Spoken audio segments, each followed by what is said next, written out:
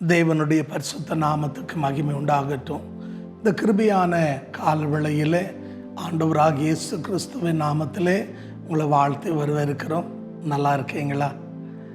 தேவன் இந்த நாளில் உங்களோடு இருந்து உங்களை வழி நடத்தி ஆசீர்வதிப்பார். என்னோடு கூட பரிசுத்த வேதாகமத்தில் உபாகமத்தின் புத்தகம் 28ஆம் அதிகாரம் முதல் 2 வசனங்களை தேவ மகிமைக்காக என்னோடு வாசித்து பாருங்க.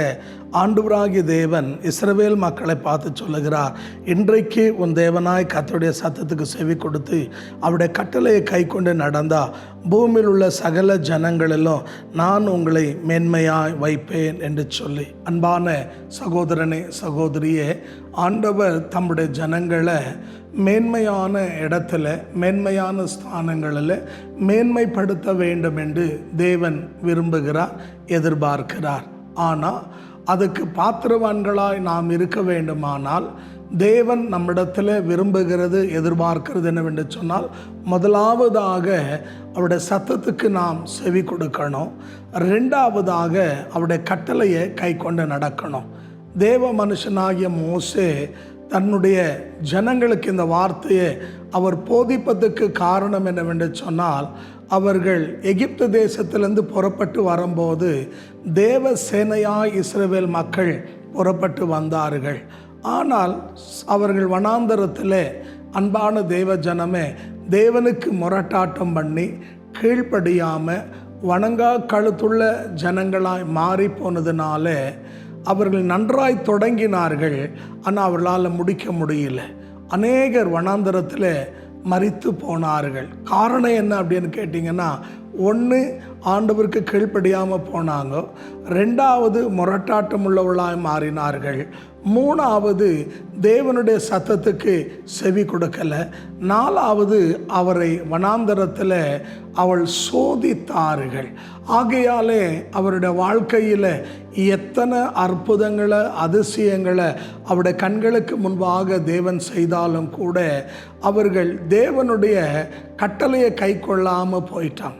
ஆகையால் தான் மோசே தான் மரிக்கும் முன்னே இஸ்ரவேல் மக்களுக்கு இந்த உபாகம புத்தகத்தை நீங்கள் வாசிச்சிங்கன்னா, ஆண்டவர் அவருடைய நாட்களில் என்னெல்லாம் செய்து வந்தார் என்று சொல்லி நினைவூற்றுகிறார். காரணம் என்ன அப்படின்னு சொன்னீங்கன்னா, அவங்க போட்டிருந்த வஸ்திரம் பழுதாகலை, அவள் காலில் இருந்த காலணி பழுதாகவில்லை, அவள் விதைக்கவும் இல்லை அறுக்கவும் இல்லை. 40 ஆண்டுகள் அற்புதமாய் தேவன் அவளை நடத்தினார், போஷித்தார். உலகத்தில் எந்த ஜனத்துக்கும் எந்த தெய்வமும் செய்யாத அளவில் தேவன் தம்முடைய ஜனமாகி இஸ்ரவேலுக்கு அவர் செய்தார். ஆனால் அவங்க யாராக மாறினாங்கன்னா, நன்றி கெட்டவர்களாய் மாறினார்கள், துரோகிகளாய் மாறினார்கள். தேவனுடைய கோபத்துக்கு அவர்கள் பங்காளிகளாய் மாறி பாத்திரவான்களாய் மாறி அவள் மரித்து போனார்கள். ஆகையால் தான் அந்த வனாந்தரத்தில் பிறந்த மக்களுக்கு மோசே சொல்கிறாரு, நீங்கள் இன்றைக்கு தேவ சத்தத்துக்கு செவி கொடுத்து அவருடைய கட்டளையை கை கொண்டு நடந்தால் பூமியில் உள்ள சகல ஜனங்களிலும் உங்களை மேன்மையாக வைப்பேன் என்று. அன்பான சகோதரனே சகோதரியே, இந்த 2025ஆம் வருஷத்தில் கடந்து வந்திருக்கிற நாம் நம்முடைய முன்னோர்கள் முன்பிதாக்கள் நமக்கு முன்னால் வாழ்ந்த பரிசுத்தவான்கள் செய்த தவறுகளை நாம் செய்யாமல் அவர்களைப் போல நாம் வாழாமல் நாம் தேவ வசனத்துக்கு செவி கொடுத்து அவருடைய கட்டளையை கை கொண்டு நடக்கும்போது ஆண்டவர் கண்டிப்பாக உங்களுடைய வாழ்க்கையில் அன்பான தேவ ஜனமே நிந்தையை மாற்றி விடுவார், அவமானங்களை மாற்றி விடுவார், கண்ணீரை கத்த துடைப்பார், உங்கள் துக்கங்கள் சந்தோஷமாக மாறும். நீங்கள் எவ்வளோ பாடுகளை எவ்வளோ கஷ்டங்களை எவ்வளோ சிறுமையை அனுபவிச்சிங்களோ அவ்வளவே கர்த்தர் இந்த ஆண்டில் உங்களை ஆசீர்வதித்து உங்களை உயர்த்த தேவன் வல்லமை உள்ளவராயிருக்கிறார். ஆனால் தேவன் நம்மிடத்தில் எதிர்பார்க்கிறது என்ன? நாம் செவி கொடுத்து கட்டளையை கை கொண்டு நடக்கணும். நம்மிடத்தில் ஆண்டவர் வெள்ளியும் பொண்ணும் ஒன்றும் கேட்கலைங்க, இந்த வசனத்தை கேட்டபடி வாழு அப்படின்னு சொல்கிறார். ஆனால் நம்ம பல நேரங்களில் அன்பான தேவ ஜனமே செவிட்டு விரியன போல என்னங்க நம்ம மாறி விடுகிறோம். காதிருந்தும் கேட்காம, கண்ணிருந்தும் பார்க்காம நம்ம என்ன பண்ணுறோங்க, இருதயத்தில் உணர்வு இருந்தும் உணராமல் தேவ வசனத்தை நம்ம புறக்கணித்து விடுகிறோம். ஆகையால் தான் நம்முடைய வாழ்க்கையில் பல ஆசீர்வாதங்களை நம்ம இழக்கக்கூடிய நிலைமைக்கு தள்ளப்படுகிறோம். ஆகையால் இந்த கால வேளையில் நம்முடைய வாழ்க்கையில் இந்த 2025ஆம் ஆண்டும் ஒரு துக்ககரமாக, ஒரு சாபமாக, ஒரு தோல்வியாக, ஒரு நஷ்டமாக, ஒரு ஏமாற்றமாக இல்லாமல் இந்த ஆண்டில் தேவன் நம்முடைய சத்துருக்களுக்கு முன்னால் நமக்கு ஒரு பந்தி ஆயத்தப்படுத்தும்படியாக நம்ம எங்கே விழுந்தோமோ அங்கே எழுந்து நின்று மறுபடியும் நாம் விட்டதை பிடிக்கத்தக்கதாக ஆதி நிலைக்கு நம்ம திரும்பி வர தேவ பிள்ளைகள் நாம் ஒரு தீர்மானம் பண்ணுவோம்.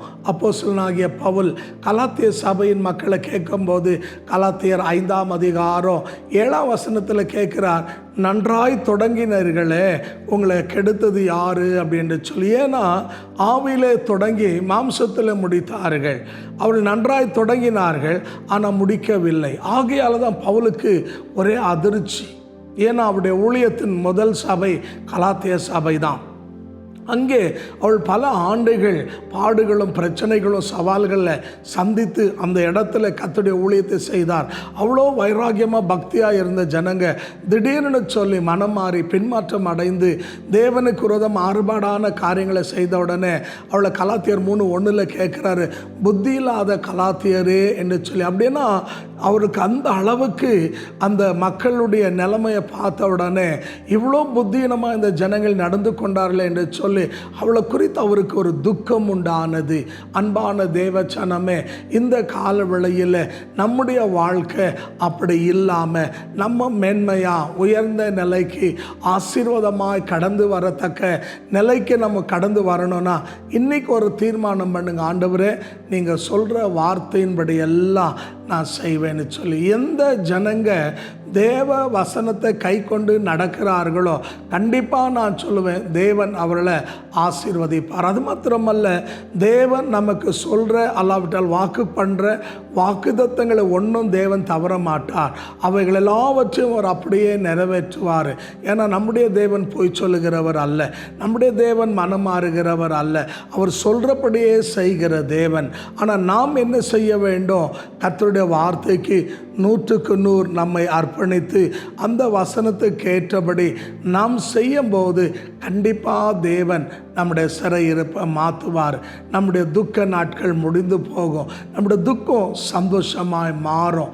தேவன் நம்மை அநேகருக்கு ஆசீர்வாதத்தினுடைய ஊற்றா மாற்றுவார். எத்தனை பேர் விசுவாசிக்கிறீங்க?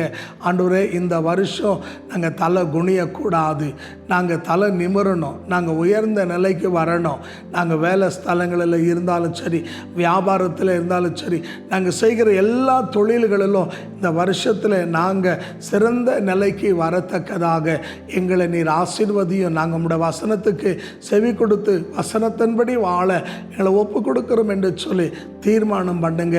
கர்த்தர் உங்களை ஆசீர்வதிப்பார். எத்தனை பேர் விசுவாசிக்கிறீங்க? இருக்கிற இடத்துல தலைகளை தாழ்த்தி கண்களை மூடி தெய்வ சமூகத்தில் ஒரு தீர்மானம் பண்ணுவோம். இனிமேல் நான் எனக்கு விருப்பமானபடி வாழ மாட்டேன், தேவனுக்கு சித்தமானபடி வாழ்வேன் என்று சொல்லி ஒரு தீர்மானம் பண்ணுங்க. கர்த்தர் கண்டிப்பாக உங்களுடைய குறைகளை கிறிஸ்துவுக்குள்ள தேவன் நிறைவாக்குவார். தலைகளை தாழ்த்தி ஜெபிப்போமா? நல்ல பிதாவே, இந்த கிருபையான ஆசீர்வதிக்கப்பட்ட காலவேளைக்காக நன்றி செலுத்துகிறோம்.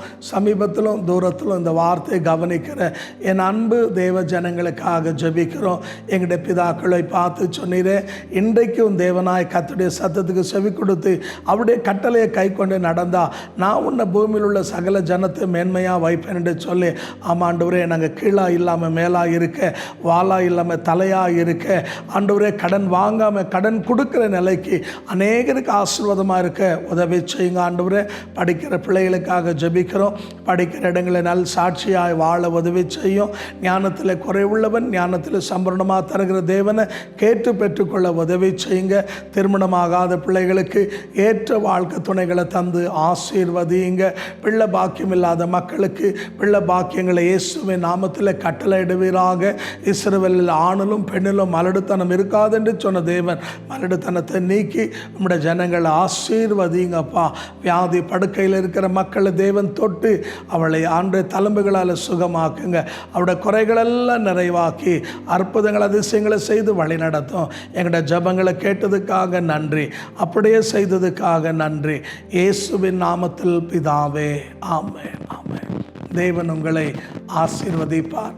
தொடர்ந்து உங்களுக்கு இன்னும் தேவனுடைய வார்த்தையை அதிகமாக நீங்கள் கேட்கணும், கற்றுக்கொள்ளணும் அப்படின்னு நீங்கள் நினச்சா எங்களுடைய யூடியூப் சேனலில் எங்களுடைய நம்பர் அங்கே டிஸ்பிளே ஆகிறது. உங்களுக்கு அதிகமாக எங்களோடு தொடர்பு கொள்ள விரும்பினா நீங்கள் தொலைபேசியின் வழியாக எங்களோடு அணுகலாம், அல்லாவிட்டால் கமெண்ட் வழியாக தெரியப்படுத்தலாம். தேவன் உங்களை ஆசீர்வதிப்பார். ஆமென்.